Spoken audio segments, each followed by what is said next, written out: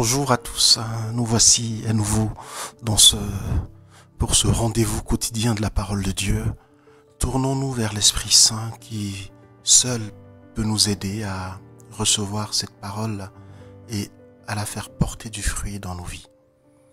Envoie ton Esprit Seigneur, qu'il vienne renouveler la face de la terre, qu'il vienne renouveler chacune de nos vies. Envoie ton Esprit Seigneur, viens recréer tout ce qui a besoin de l'être au plus profond de nos êtres. Rends-nous bien disposés et disponibles pour écouter, accueillir la parole de Dieu. Aujourd'hui, c'est le dimanche de la Sainte Trinité. Vous savez que après le grand temps de Pâques, il y a comme ça un certain nombre de mystères de notre foi qui sont proposés à notre prière, à notre contemplation, à notre célébration. Et nous commençons par ce grand mystère de la Sainte Trinité. Alors, écoutons l'évangile proposé pour ce dimanche de la Sainte Trinité.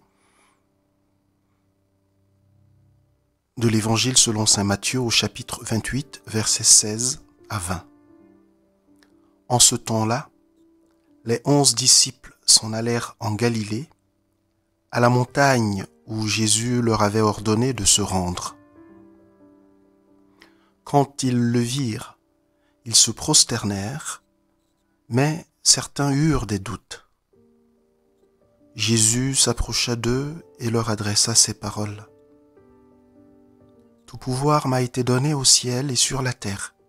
Allez, de toutes les nations, faites des disciples.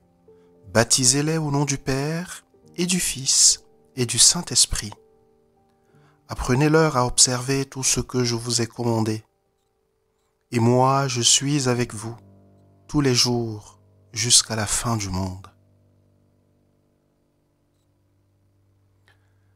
Dans ce texte bref, quelques versets, 4 versets, nous sommes encore dans ce contexte de Pâques, mais dans le moment crucial de la séparation. Vous voyez que ça, c'est le récit de Matthieu qui nous rapporte la scène de l'ascension de notre Seigneur que nous avons célébré il y a déjà 15 jours, un peu plus.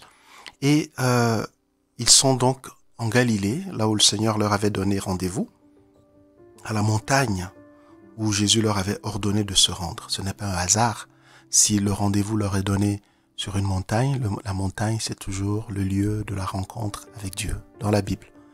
Vous voyez, dans le Sinaï, c'est une montagne.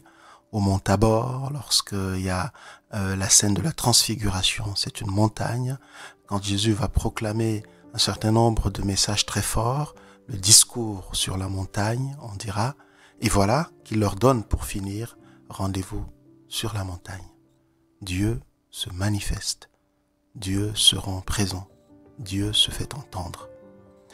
Et il n'est pas étonnant que quand les disciples, donc réunis à la demande de Jésus sur cette montagne en Galilée, il n'est pas étonnant qu'ils se prosternent. La prosternation, c'est bien le signe, c'est bien le geste qu'ils reconnaissent en celui qui est devant eux, Dieu lui-même. Et on n'en attend pas moins de ces disciples, puisque quand même, ils viennent de vivre des choses extrêmement fortes. Les 50 jours précédents étaient des jours extrêmement intenses. La passion, la mort, puis la résurrection, la série d'apparitions, les paroles fortes d'encouragement, et puis voilà, ils n'en entendent pas moins. Ils ont vécu d'une certaine manière l'attestation de tout ce qu'ils ont vu et entendu pendant les 3 dernières années de leur existence. Alors ils sont 11. Le Seigneur continue son chemin avec les 11, puisque on connaît le triste sort de Judas Iscariote. Et alors, ils se prosternent, mais l'évangéliste nous fait une précision sur laquelle il ne faudrait pas passer trop rapidement. Il nous dit, certains eurent des doutes. Et peut-être que cette mention peut ramener chacun à son propre chemin de foi et à ces espèces de hauts et de bas que nous expérimentons parfois, l'enthousiasme que nous pouvons vivre et expérimenter à cause diverses circonstances de notre vie de foi, et puis quelquefois le brouillard, quelquefois le doute, quelquefois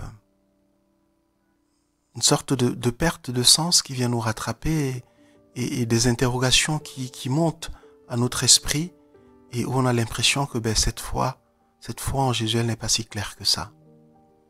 Eh bien, figurez-vous, ces apôtres qui viennent de vivre tout ce que je viens de rappeler, ils sont quand même traversés par un doute. Comme si le fait de douter et le fait de croire étaient tellement voisins qu'ils peuvent se côtoyer dans la même personne. Puisque d'un côté, ils se prosternent, c'est un acte de foi, même s'il est extérieur, et de l'autre côté, parmi eux, quelques-uns ont des doutes. Petits doutes, ils sont prosternés. Oui, c'est lui, c'est Jésus, c'est lui qui a ressuscité, etc. Mais après, est-ce que tout est clair malgré tout? Alors donc, si ceux-là qui sont dans cette situation que nous on pourrait estimer privilégiés dans la proximité du Seigneur et des événements qui sont le cœur et le contenu de notre foi et de notre salut, de notre rédemption, si eux, ils sont traversés par ce doute, eh bien, combien de fois nous, qui n'avons pas forcément la grâce d'une apparition physique du Seigneur, mais qui avons cette foi qui nous a été transmise, que nous avons accueillie, qui nous a nourris, qui continue de le faire, mais qui n'est pas à l'abri de ces doutes. Quelque part, cette mention, elle vient à la fois, d'une certaine manière, nous rassurer, parce que ça veut dire que nous ne sommes pas, entre guillemets, bizarres, et en même temps nous rendre attentifs, parce que ce doute, si on le laisse s'installer, si on lui accorde une importance beaucoup trop grande, peut-être qu'il peut nous conduire au rejet de Dieu. Il peut progressivement agrandir la distance entre nous et le Seigneur et nous faire, en fin de compte, aboutir au rejet, au refus du Seigneur comme notre véritable Maître, le Christ ressuscité, mort pour nous, pour nos péchés, le Christ ressuscité présent dans notre vie, la source de notre vie. Et c'est pour ça que il importe, face à cette réalité que nous expérimentons, d'avoir vraiment des armes, toujours, qui nous permettent de ne pas sombrer dans le doute, de ne pas laisser le doute avoir dominé tout notre être, au point de nous ravir ce grand don précieux qui est l'amitié avec le Seigneur, avec le Père, le Fils et le Saint-Esprit. Mais que fait Jésus? C'est toujours le plus important, ce que dit le Seigneur et ce qu'il fait. Et c'est ça qui viendra guérir notre doute. Et le Seigneur qui sait tout se rend bien compte qu'il y en a qui doutent. Mais c'est comme s'il fait une impasse sur cette réalité. Il ne fait pas une impasse, mais sa manière de guérir ce doute, c'est de renouveler sa confiance. Allez. Allez. Quelques-uns doutent, mais eux aussi sont envoyés. Il ne fait pas le tri entre ceux qui ont une foi, on pourrait dire pure, si jamais on peut l'imaginer, et ceux qui sont un peu contaminés par le doute. Non, tous, allez. Allez et faites des disciples. Et là, on comprend que c'est dans l'obéissance à cet envoi de Jésus, cet envoi confiant de Jésus, que les nœuds, les doutes, les remises en question de notre foi et de notre vie intérieure trouvent une forme de solution. C'est dans le partage, c'est dans l'annonce de la bonne nouvelle, celle de l'évangile, car le doute qu'on peut avoir ne fait pas disparaître les belles expériences, les merveilles qu'on a touchées du doigt, ce que Dieu a fait en notre vie et la transformation par lesquelles on est passé quand on est sur un chemin de foi. Alors le Seigneur, fort de cela, il les connaît, il sait qu'ils ont passé 3 ans ensemble, il leur est apparu pendant plus de 40 jours, donc il sait qu'il peut les envoyer, ils peuvent puiser à cette expérience, c'est une façon de les renvoyer à cette expérience. Donc allez, le Seigneur nous envoie en mission. Alors bien sûr ce texte est choisi aussi pour souligner l'acte fort qu'il leur demande de faire. Qu'est-ce qu'il leur dit? Il dit faites des disciples. Et comment on fait des disciples? En les baptisant au nom du Père, du Fils et du Saint-Esprit, en leur apprenant à observer tout ce que le Seigneur commande. Et le Seigneur ajoute, je suis avec vous. Nous pouvons compter sur sa présence rassurante, sur son appui permanent, jour après jour à nos côtés. Mais qui est ce Père, Fils et Saint-Esprit dans lequel les disciples de Jésus vont être baptisés? N'oubliez pas, baptiser, ça veut dire plonger, littéralement. Et le baptême, c'est cela, nous sommes plongés en Dieu. Il nous envoie, après que nous ayons été nous-mêmes plongés en Dieu, il nous envoie plonger le plus grand nombre en Dieu. Et de toutes les nations, sans distinction, sans différence des uns et des autres. Cette plongée en Dieu, elle est proposée à tous parce que l'être humain a été créé pour cela, partager l'intimité de Dieu. Mais ce n'est pas n'importe quel Dieu, ce n'est pas un Dieu vague, c'est le Dieu Père, Fils et Saint-Esprit. C'est ce qu'on appelle la Trinité. Alors on ne trouve pas le mot dans la Bible, mais c'est une façon de désigner la réalité de Dieu qui s'est manifestée à l'humanité. À travers un Père qui a tout créé, un Fils qui est venu nous sauver, l'Esprit Saint qui nous sanctifie.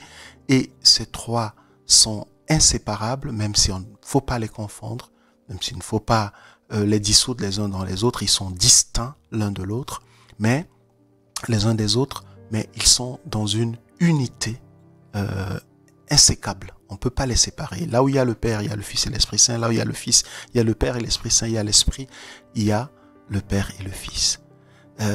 C'est un mystère fort, mais il est central dans notre foi.